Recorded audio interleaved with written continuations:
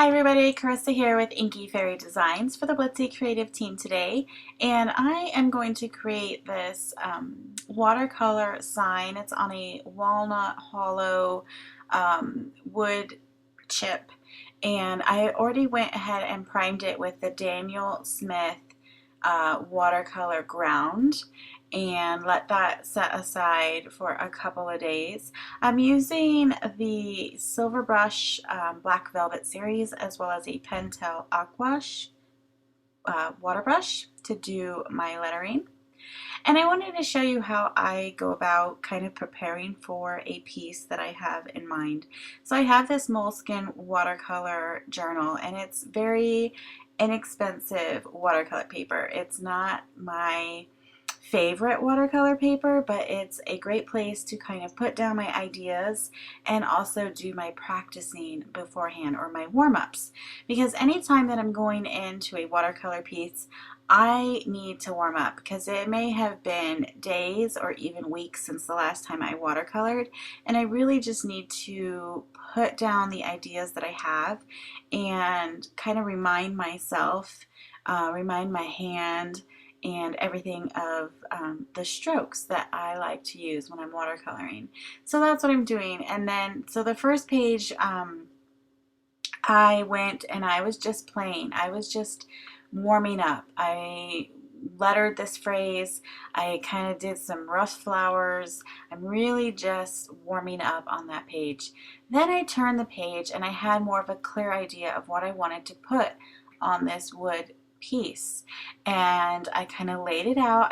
I wrote my words, and then I put my flowers down and kind of laid them out, and then realized the placement was off, and so I really could see how I want really the flowers, where I want those flowers to be on my final piece. So I encourage you, whenever you're going into a watercolor project, have a journal that you use to just do your warm-ups, put down ideas that you have in mind, and see if they're going to work. You can play with colors. On those flowers, I was kind of mixing different colors together. I liked the green that I used in the Beautiful Mess rather than the kind of pink color that I used. So it just allowed me to have a better idea of what I wanted to do on my final piece, because it was definitely something that once I started working on it, there was kind of no going back. And so this helps me to practice and play and figure out what I want to do on my final piece, which is what I'm going to share with you now. So I went into this piece and just brush lettering my words here using the Aquash Pentel water brush, and I gotta say I really love this for lettering. I'm very new to this art form, because it's definitely an art form. You are drawing your letters to create really beautiful scripts, and it's fun and it's relaxing, and I'm really enjoying this new journey, and I'm happy to share the things that I'm learning and the things that are working for me with all of you. So I hope that you find some encouragement or inspiration in this, because I am brand new to it, and I think if I can do it, anybody can do it. So I'm going in here with a clean brush, a dry brush or a very, very damp brush, and I'm just kind of wiping away some of that color, because this color is Moon Glow, and I absolutely love that it has kind of colors of blues and teals and purples in it, and so I really wanted to bring that out. And in order to do that, you kind of have to use a lot more water and then take some of the pigment away, and you'll get a really pretty variation. It's the same thing with this green, and I'll have all of the colors listed on the Blitsy blog if you want to know the exact colors that I used today. And so I'm going in, and again, I'll write it out first and then I'll touch it up. I added a little bit of a turquoise blue to the bottom just to give it some more variation.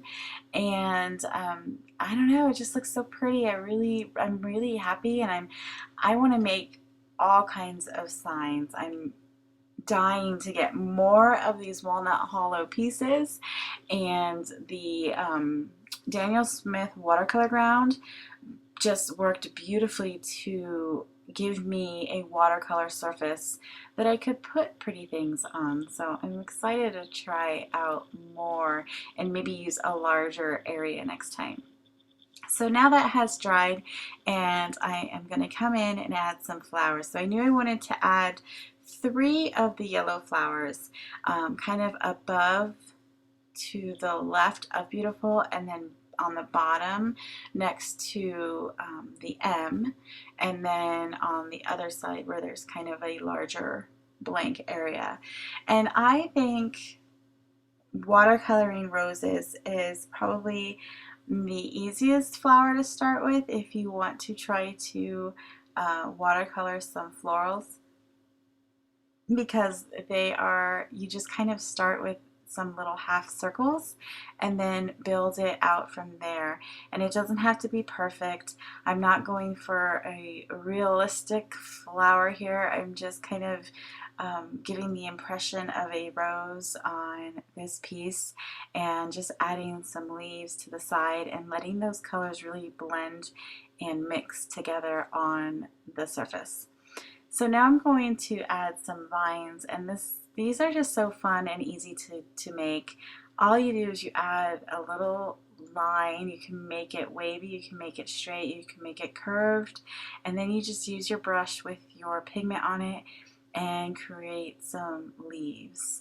And I wanted to keep that really light for the first layer because I wanted to go in and kind of darken it and give some shadows once that dried. So now I wanted to add some, I don't know, berries or maybe some teeny tiny flowers, and I came in with this red and kind of added some more water and mixed it together. And then I thought that the red was a little bit too stark of a contrast, so I'm going to come in, I'm going to put some indigo into that red, and it'll mix and just create kind of a new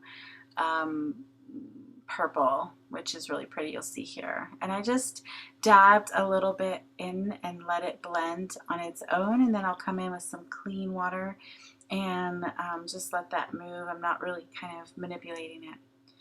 I'm going to take some of a darker yellow and add some shadows to my flowers, and also I love this titanium buff, and I'm just adding that in to create some more highlights on it.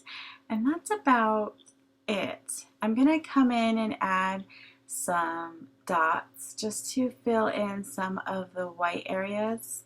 Oh, here I am coming in with that dark, same color blue, but a more concentrated amount on my brush. And then I'm bringing in another kind of light teal green just to give some shadows to those to those leaves.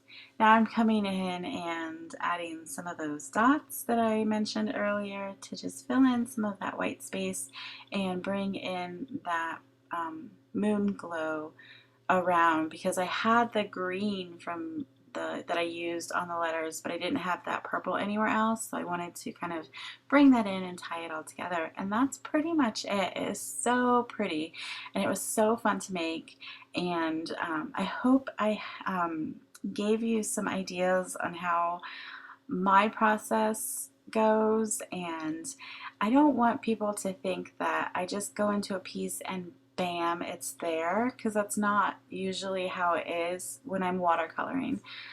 When I do mixed media, I totally can sit down without an idea and it just comes out. But with watercoloring, I need a little bit more practice and warm-ups and planning. So I hope that encourages you to practice, practice, practice, and create fun, beautiful watercolor pieces like this one. For more ideas and inspiration, be sure to visit our Blitsy blog as well as our Facebook page. Until next time, happy crafting. Bye.